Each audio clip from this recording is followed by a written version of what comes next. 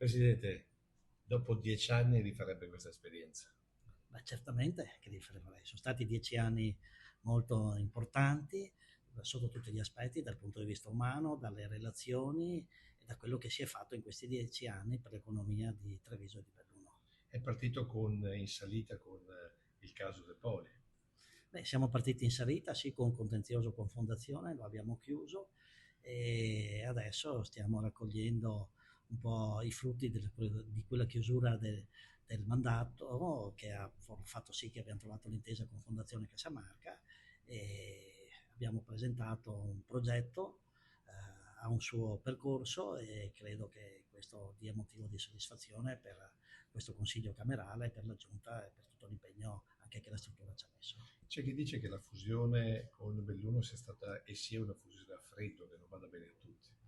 Ma c'è sempre chi non è contento, più che una fusione a freddo, credo sia stata una fusione molto a caldo, perché le risorse che abbiamo messo nel bellunese sono state risorse importanti, non ha mai adoperato questa giunta e anche quella del primo mandato, il manuale Cencelli, ma bensì abbiamo fatto sì che il sistema produttivo bellunese trevigiano avesse delle opportunità. Solo con cosa? Con risorse. Le abbiamo messe a disposizione in maniera buona, nel senso che abbiamo qui 100.000 imprese, di là ne abbiamo circa 15.000 e non abbiamo fatto questi calcoli, giusto per...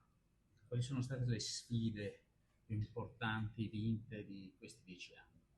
Beh, una sfida l'abbiamo vinta, è stata quella del risparmio sulla gestione che gli enti pubblici erano obbligati a fare, è proprio partita da qui. Noi abbiamo accantonato queste risorse che sono all'incirca 900.000 euro all'anno e li abbiamo accantonati col parere anche contrario del Collegio dei Revisori. E poi la Corte Costituzionale ci ha dato ragione perché quei soldi arrivano dalle imprese, non arrivano da tasse o da altro e non andavano nel bilancio dello Stato. Adesso c'è un altro contenzioso aperto perché ce li ha dati per quei 5 anni, però il governo ci chiede di darli dopo. Quindi è stato già rinviato 2 volte le udienze in Corte Costituzionale per far valere le nostre ragioni, che sarà non più a febbraio come doveva essere di quest'anno, ma a ottobre. Aprendo i cassetti dei ricordi, in questo viaggio ha conosciuto dazi, guerre, ma soprattutto una pandemia che non è da poco. Sì, la pandemia è stato il momento più difficile perché tutto si è bloccato, poi un'economia come la nostra è un'economia molto importante che esporta il 50% delle proprie produzioni, è uno Stato veramente dove anche a livello centrale non c'erano indirizzi o altro. Blocca tutto, alla fine insomma c'è stato direi una buona relazione, come io l'ho sempre chiamata, il modello Treviso, che qualcuno lo scopre adesso, ossia la rete delle istituzioni, la rete associative ha lavorato bene, ha permesso a quelle aziende di poter lavorare, la Camera era aperta 24 ore come la Prefettura per dare i codici Ateco per permettere di far girare anche l'economia in quello stato, in quelle condizioni. Un presidente trevigiano che molti hanno detto un presidente giramondo, proprio perché ha girato il mondo. Qual è il consiglio che lascia alle aziende trevigiane oggi?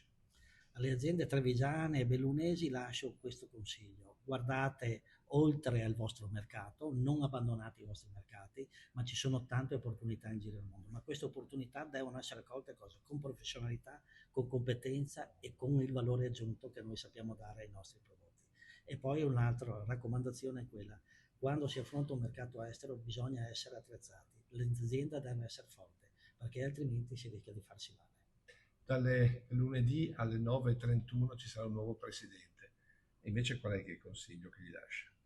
Ma è un presidente, il Vector è, il presidente futuro è un presidente, insomma sarà un candidato unico. L'ingegner De Bettin, faccio anche il nome, ha una grande azienda, una grande esperienza e quindi sicuramente sarà capace di portare la sua esperienza anche in Camera di Commercio. E quindi l'augurio che faccio è che insomma trasmetta tutta questa sua esperienza qui, trova una Camera di Commercio protagonista dell'economia nazionale, nel senso nel sistema camerale siamo tra le prime 10 Camere, quindi un bocca al lupo a lui, a tutta la sua squadra e ai prossimi consiglieri. Però è un presidente bellunese, è il consiglio è che sia un presidente di tutti. Ma il presidente è il presidente di tutti, poi che sia nato a Belluno, ma che lavora e opera a Treviso è trevigiano di adozione, e quindi insomma hanno trovato una quadra attorno al nome dell'ingegner De Bettigna, contente le associazioni di categoria trevigiane, sono contenti tutti. Anche qui diamo una dimostrazione rispetto a altri dove dicono no, deve essere strettamente da Treviso o deve essere strettamente da Belluno. Quindi io non vedo un problema su questo. Per ultimo, cosa andrà a fare? C'è chi dice che la stanno tirando per la giacca per entrare in politica. No, assolutamente. Io ho il mio percorso da presidente di Asso Camere, quindi queste 86 Camere, 64 paesi che tra l'altro sono in crescita, e che continuerò nel mio impegno a livello romano e fuori dai confini del nostro paese. Ho anche ancora la presidenza di Venice Promise, che è l'agenzia per l'internazionalizzazione delle Camere di Commercio Venete, e quindi ho questi ruoli e continuerò, insomma, non lascio assolutamente. Neanche se gli offrono Treviso. Dove Treviso? A far cosa? A fare il sindaco. No. Io ho sempre fatto la parte associativa, ce l'ho nel sangue il DNA associativo e non quello della politica. Senti, mi ripeti sulla